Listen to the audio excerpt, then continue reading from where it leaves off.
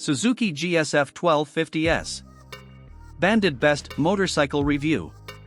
Highly dependable, affordable and practical, 2015 to 2016. Suzuki are right to re-release the Suzuki Bandit 1250S after dropping it from their range in 2012.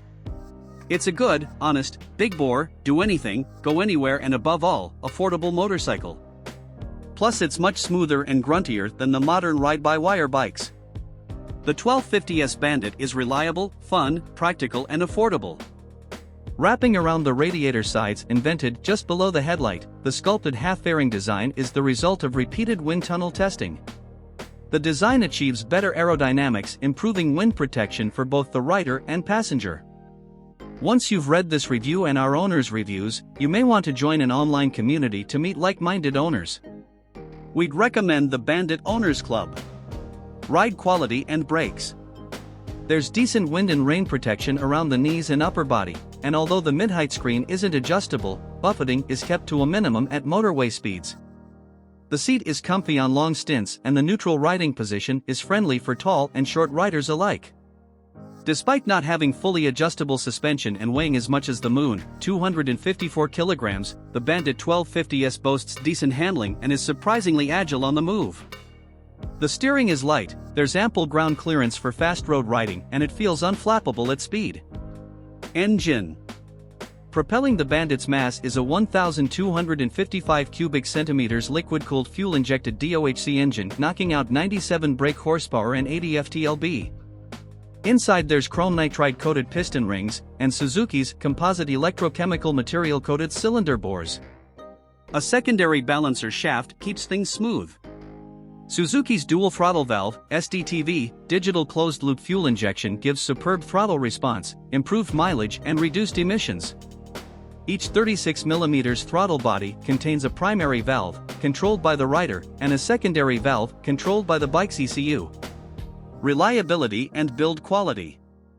The previous Bandit 1250 had a solid reputation for reliability, and considering this model is based around the same engine mostly with just a few cosmetic changes, as a whole there should be no reason to believe that this one should be any different. Our Suzuki Bandit 1250 owners' reviews show very positive results, the only negative being a lack of center stand, which seems a little mean to us. Value versus rivals. The ethos of Suzuki with the Bandit has always been to provide a great value, straightforward bike. This model is no different, undercutting its big-bore touring rivals by a considerable margin. It's a lot of bike for the money.